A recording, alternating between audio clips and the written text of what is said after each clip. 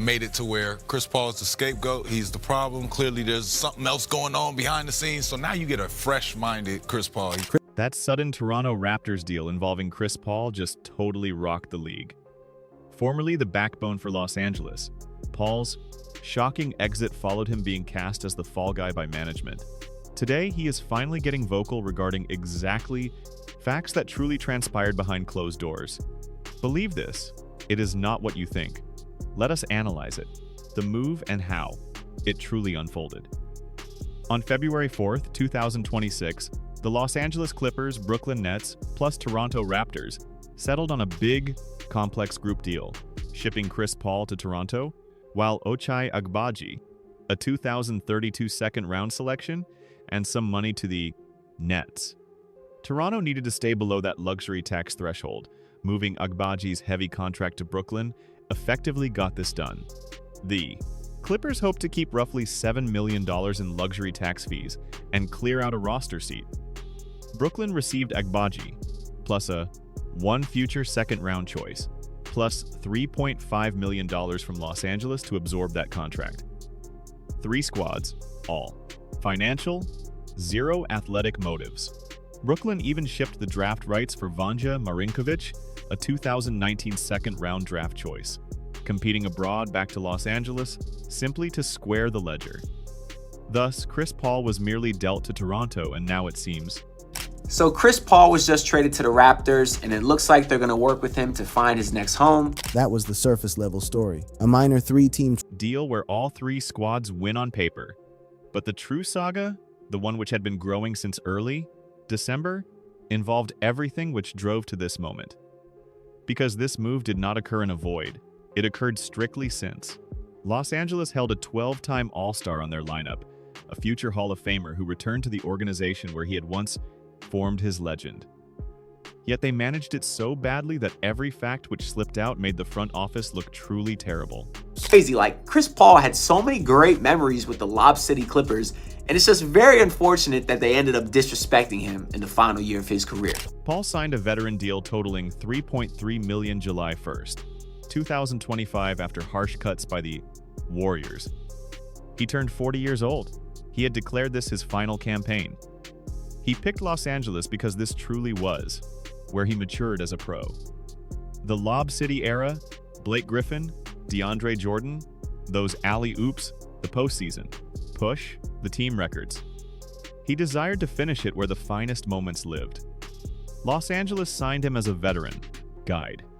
They needed him to drive discipline in a squad that missed strong voices. He took part during summer training drills, he threw squad parties, he gelled with head coach Ty Lue's plan.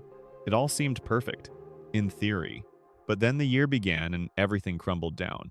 Just by the time December rolled around, Paul had been issued a severe alert by Clippers boss Lawrence Frank concerning being toxic.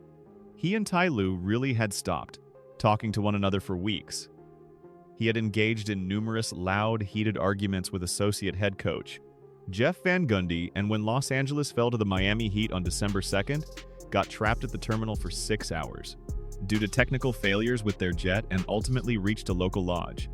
Lawrence Frank spoke with Paul in a private hotel suite near midnight to inform him he was finished. Paul argued his side. He even pulled in a colleague, specifically center Mo Bamba, as a personal reference to attest for his good influence. It did not matter. Frank stood cold.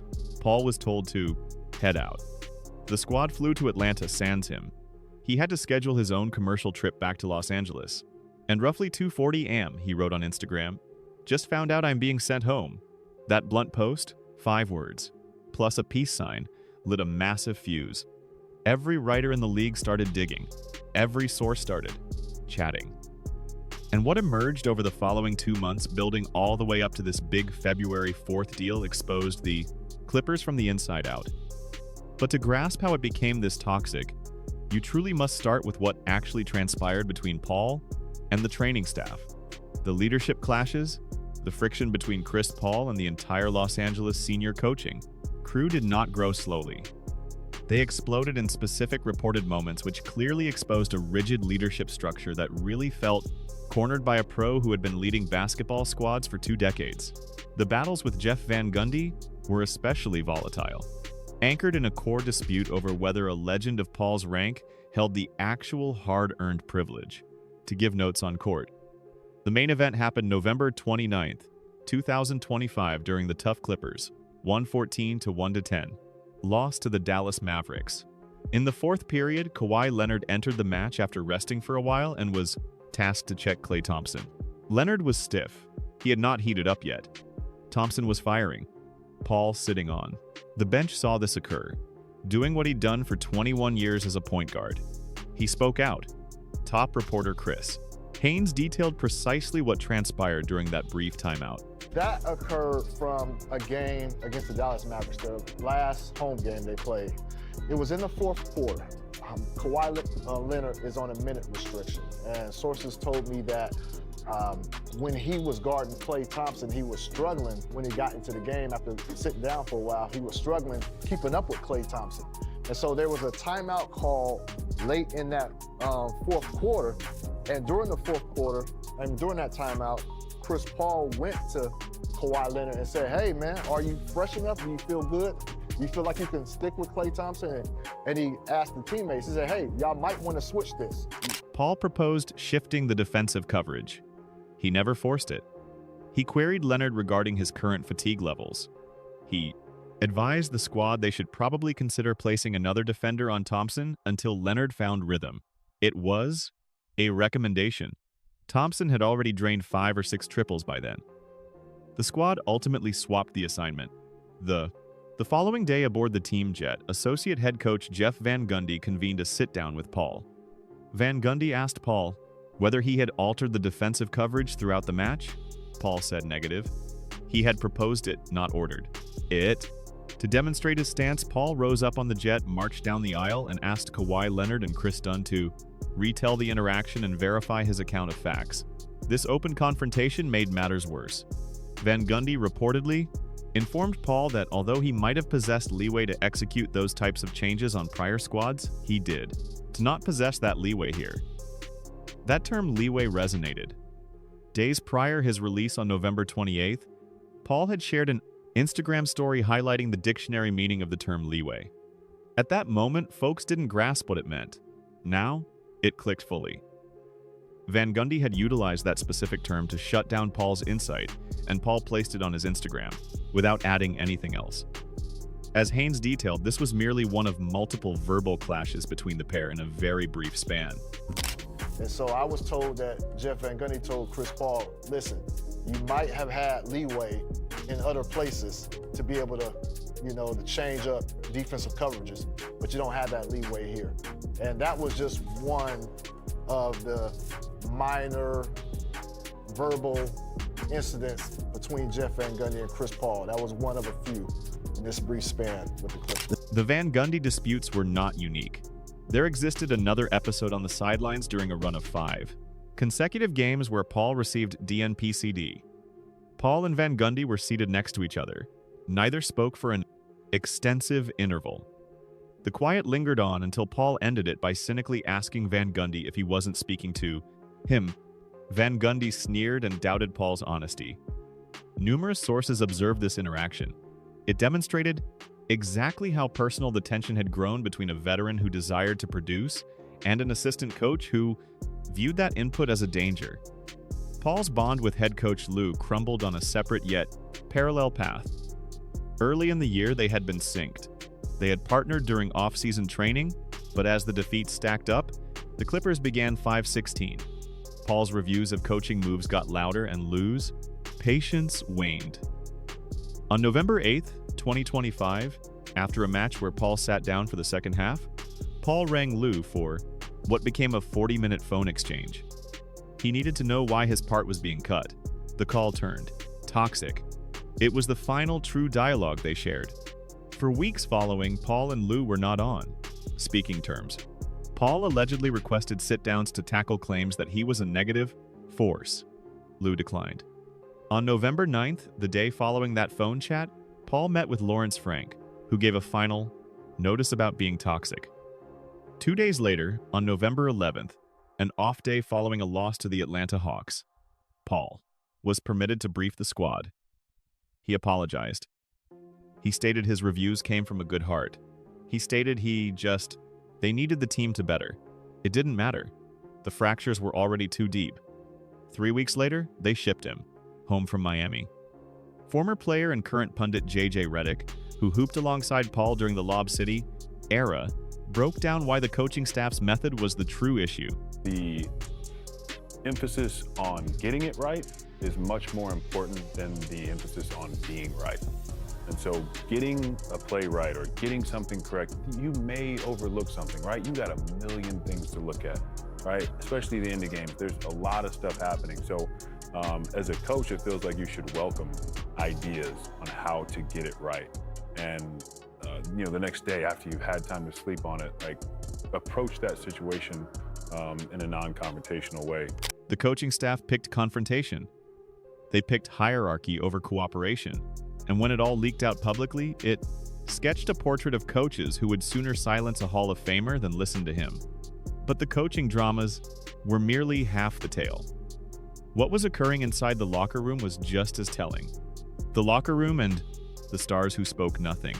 The coaching skirmishes told one piece of the tale, the locker room told another, and the locker room saga was possibly more harmful to the Clippers brand because it exposed a squad culture that was empty.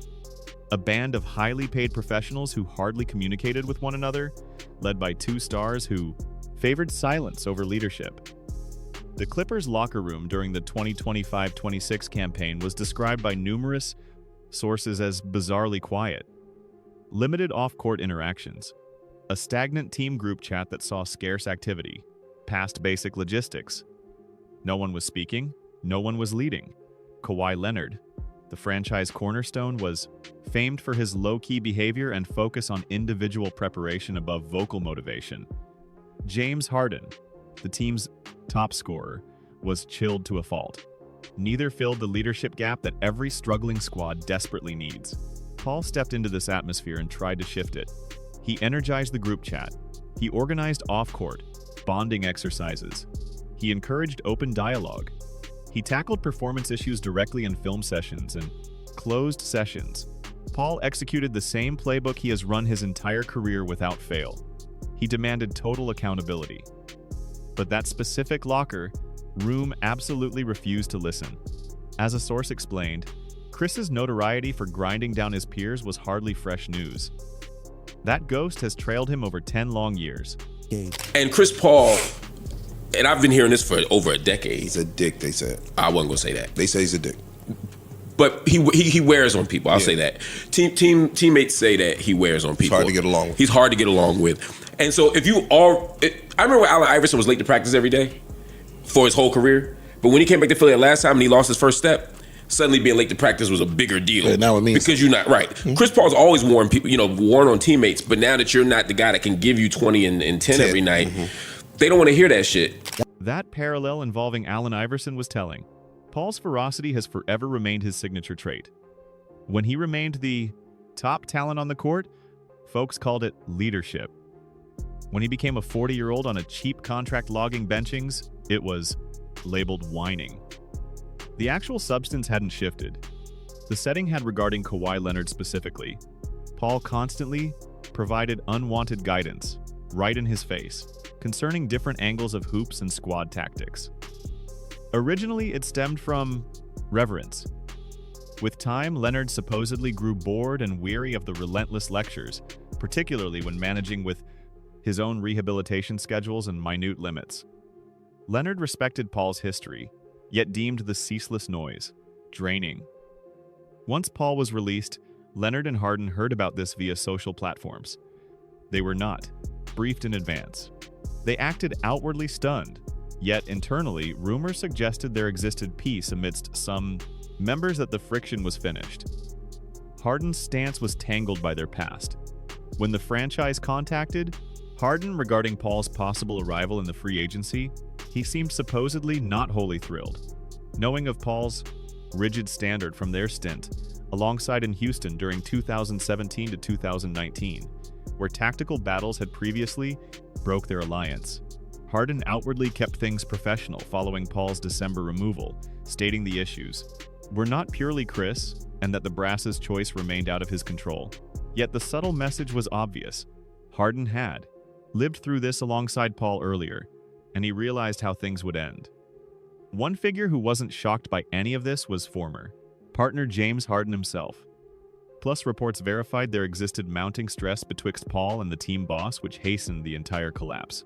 I think from what I've heard from some players in the league this week is that there was a significant tension between him and Tyronn Lue that had grown over the course of the year, and so Tyronn Lue didn't want him back. What rendered this so toxic for the franchise was not that Paul fought with guys.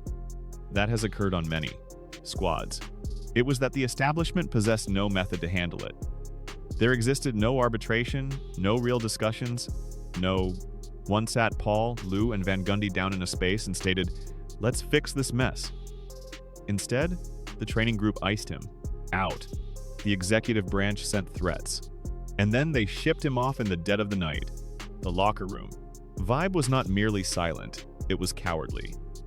And when matters became awkward, the management picked exile over solution. Udonis Haslem, who gave his whole life to the Miami Heat and understands what a working clubhouse looks like, stated the absolute least was a dialogue, and Paul never saw one. I am one of those guys that I will refuse to let one guy take down 15. So if you're the one guy that's disrupting the locker room, you have to go. But that's also a situation where if Chris Paul is the one guy, he still deserves an opportunity to sit down with the head coach and figure it out. I'm not going to backpedal on that. I'm standing by that. As a former player, Ty Lue, who's been in that locker room, it should be an open door policy for all players, whether you agree what they got to say or not. It should be an open door policy, eye-to-eye communication, man to man. And whether we agree or not, we at least got it off our chest. The humor was stifling. The Clippers signed Paul on to be a captain. He steered. They didn't enjoy what guidance looked like when it confronted the folks in power. And so instead of adjusting, they cut him free and dubbed it a shared split. Yet the issues were not only on the floor or in the dressing room. They reached all the way up to the executive branch and the owner's box, the team brass and the owner who vanished. Lawrence Frank released a briefing the day Paul was kicked out.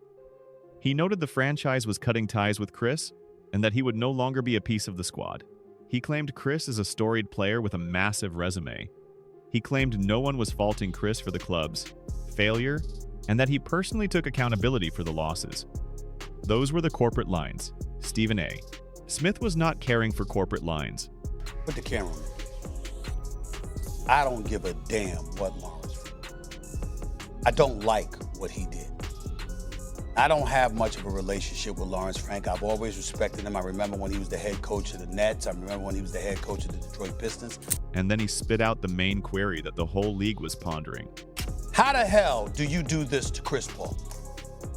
Now, this is a future Hall of Famer who's come there for the last year in his career. I don't give a damn what's going on with the team. They're trash right now. We understand that. They have the worst superstar in the sport. The structural incompetence went way past a badly written media briefing.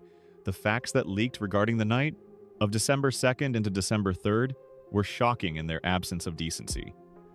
After the defeat to the Miami Heat, the franchise jet had engine troubles that grounded the squad at the tarmac for nearly 6 hours. Athletes finally moved to a suite. Sometime about midnight, Lawrence Frank saw Paul in a guest room to break the word. He was finished. Paul, shocked, made an emotional plea for why he must remain. He stressed his offerings, that hunger to guide the squad, that readiness to adapt. He pulled in a colleague to swear for him. Frank would not yield. The crew flew to Atlanta the next sunrise. Paul stayed back alone. He must organize his own travel. Back. The word leaked openly via his lone Instagram feed in the dead of the dark. The Clippers would not broadcast it first. They could not command the storyline. They let a 40-year-old Titan drop a snapshot to social feeds at 2:40 in the darkness, and that formed the tale. Stephen A. broke down precisely why this felt so dismissive. To do this to him, to let you on a road trip, and you send him home? You send him home, doggy? This ain't about, whatever. We could talk about CP3's and his credentials, Hall of Fame, because I know you and I will get into that. But don't tell me he deserves this. What escalated the mismanagement into something truly poisonous for the operation was that quiet from the head. Steve Ballmer, the Clippers billionaire baron, did not speak out to Paul at any stage since the verdict. Not a voice call, not a note, nothing. This was a guy worth over $100 billion who had viewed Paul validate his business during the Lob City days, who had seen Paul make the Clippers matter in a town where the Lakers ruled everything and he wouldn't pick up the line. Blake Griffin noted on a broadcast. He said he felt devastated for Chris Paul and devastated in the Clippers, specifically calling out Ballmer's void of engagement. Lou Williams added insight on his own channels, suggesting that Paul's assessments of the front bosses were the spark that lit the powder's fuse, which signaled the brass group was more bothered by Paul calling out their blunders than they were focused on solving them. And then for 2 months from December 3rd, 2025 to February 4th, 2026, the Clippers held Paul on the account without a spot. He worked at the league-owned building, stayed in form, and paused. The Clippers paid him to rot, at base. They couldn't find a trade suitor, mainly because Paul's agreement had limited merit as a 1-year veteran, minimum pact, and mainly because the drama concerning his dismissal made clubs fearful about bringing him in, mid-schedule. The whole stasis phase was an institutional collapse. They couldn't assimilate him. They couldn't release him smoothly. And they couldn't move him briskly. They just let it fester until the trade cutoff forced their move. Stephen A. linked this incompetence to a much deeper track history of front office judgments that have plagued the Clippers under Lawrence Frank. Lawrence Frank is more of a cancer to the team than him. What have the Clippers done? Is it that the man that traded Shai Gilgeous-Alexander and about 4 picks for Paul George? Is it that the man that assisted and letting Kawhi Leonard blackmail y'all into doing that so he wouldn't end up a Laker? Wasn't that on Lawrence Frank's watch? And you gonna send Chris Paul home? You gonna disrespect a future Hall of Famer and a consummate professional in this league for 2 decades, the former president of the Players Association, like that? I mean, please, listen, and I'm just getting started. The head bosses failed Paul. The owner ignored him, and the 2 months of stasis made it bleak. But the truth is, none of. This was odd for the Clippers. This was a routine, and it reaches back decades. The routine? Why this keeps occurring to? The Clippers. The Chris Paul tale did not unfold in solitude. It fed into a system of institutional conduct that has trailed the Clippers for seasons.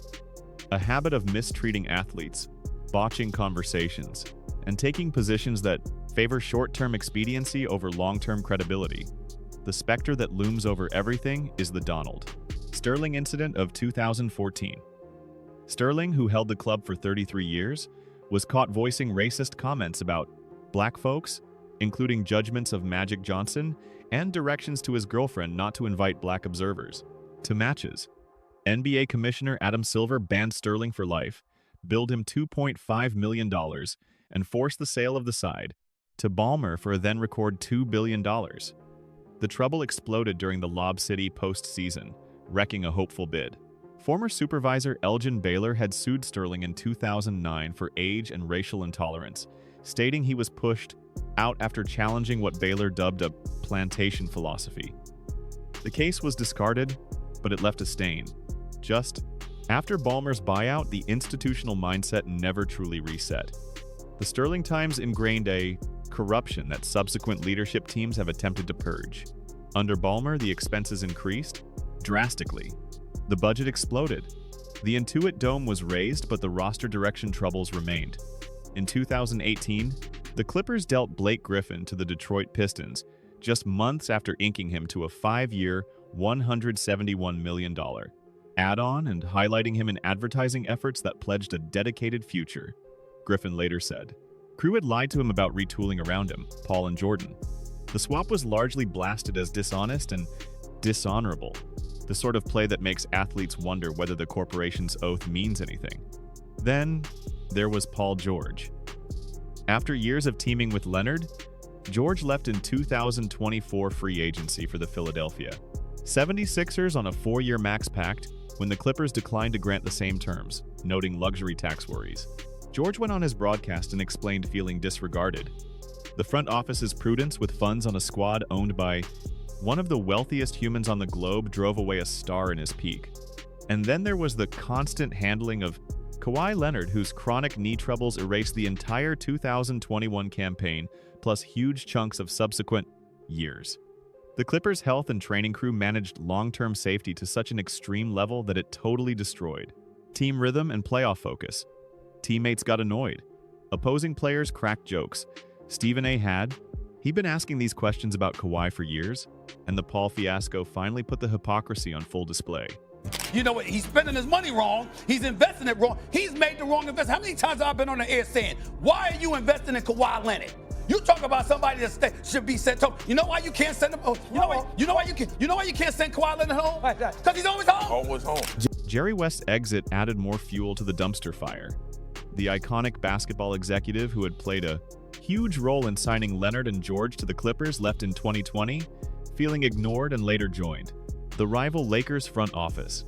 When one of history's sharpest basketball minds walks out because he feels undervalued, that speaks volumes about how the franchise treats insights from guys who actually know the game. All these messy events built a solid reputation among players and reps across the league. The Clippers are not a spot where loyalty is paid or where talking is valued. They got the cash, they have the stadium, they have the city, but they lack the soul. And the Chris Paul drama became the newest and most vivid proof of that mess. Through it all, Paul stayed cool. When he finally talked openly on the Kevin Hart and Kenan Thompson program, he didn't bash the Clippers. He didn't drop names. He just spoke from his heart. I'm working out and training every day. Okay. Right? In all honesty, with the way all that stuff went down and all that, I think for me, I just love this game so much that I don't want it to end like that. You know what I'm saying? So I've enjoyed the time. I've enjoyed the time for sure. You know what I'm saying? I get a chance to go to my kids' games, but I don't know yet. He didn't need to say much else. Paul's time with the Clippers will forever be known as Lob City. The wins, the clips, the shifting of a team that nobody cared for into something folks actually wanted to see. But this last chapter added a harsh new truth to the books, and the Clippers have nobody to blame for this but themselves.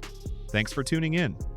If you liked watching this clip, click on one of the boxes showing on your screen to see more related stuff.